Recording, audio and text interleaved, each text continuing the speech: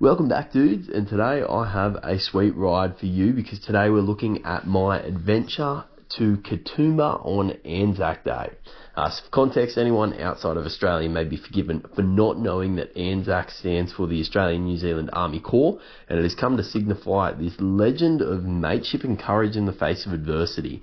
If you ask an Australian how they would define themselves and their national character, it would likely come down to this Anzac myth or legend born on the beaches of Gallipoli. So many people mark this occasion by attending dawn services, and others mark it in their own special ways. Some choose not to mark it at all, and I don't personally have a strong feeling one way or the other, but I do like doing something special on Anzac Day to appreciate all the good things that Australia has to offer, and to say thank you in my own way for the sacrifices of soldiers, regardless of whether I agree with what they fought for or not. And today I decided to ride to Katoomba, specifically out to the Three Sisters, a natural formation of significance to the Darug, Gundagura, Wiradjuri, Wanarua, the Darkinjung and the Tharawal people. So the pass through the mountains is significant because it was only discovered with the help of the local First Nations Australians assisting Blaxland, Wentworth and Lawson to cross. And this crossing was essential to expanding the European settlement of Sydney out past the Great Dividing Range, which just so happens to be the 5th longest mountain chain in the world, and it is the longest entirely within one country. So go Australia and get that fact up your gut. Now, as an Australian that enjoys the benefits of a Western liberal society down under, I am grateful to these First Nations brothers and sisters for helping spread the colony, but it is also tragic because as the crossing grew, it allowed for the spread of disease and destruction and the reclamation of land by Europeans, leading to centuries of dispossession and disadvantage. So another thing that we should be grateful but also reflective of on these days.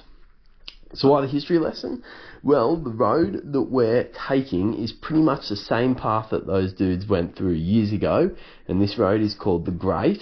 Pretty long. Western, it goes west, but also east, depending on which way you're driving, and highway because it's a highway.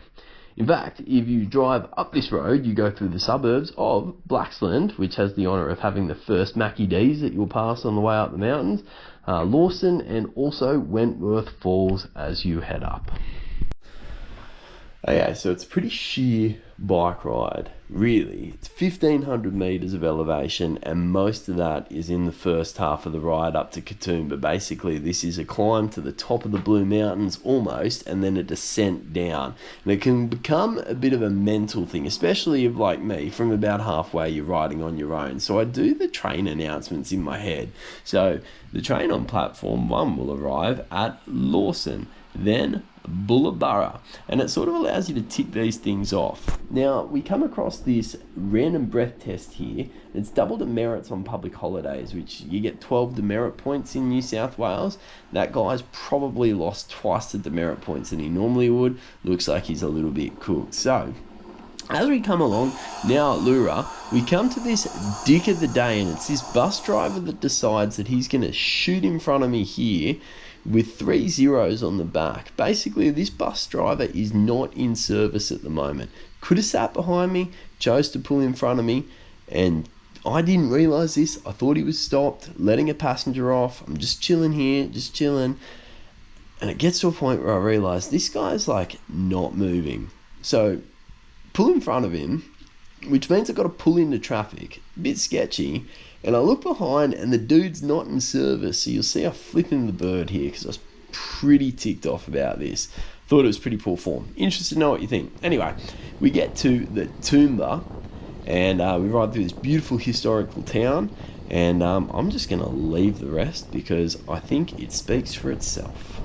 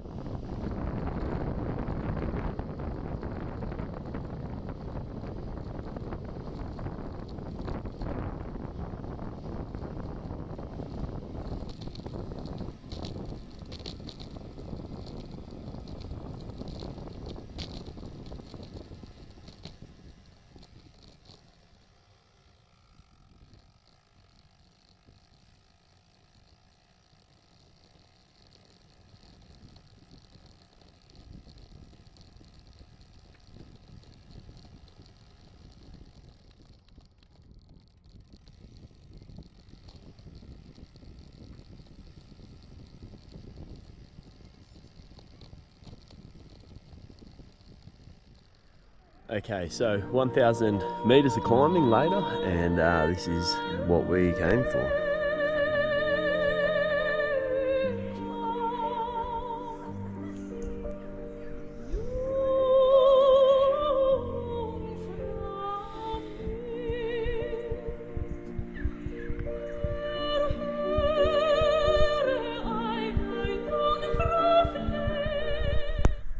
It's always worth it.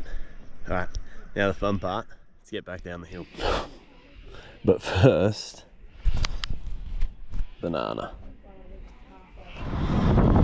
So there's nothing for the next part of the ride, except just to grip it and rip it. Just put on your favorite descending song and just send it.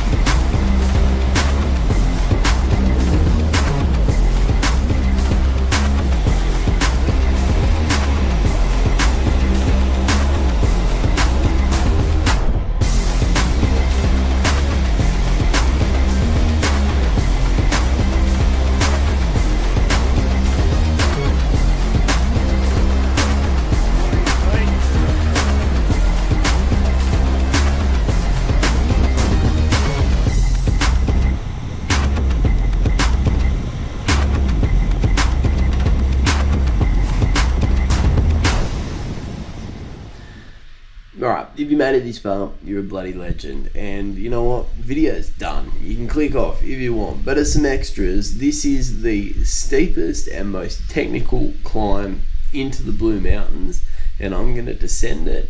Fortunately, I get stuck behind a ute, which is a bit annoying, but it's a super fun descent with some switchbacks.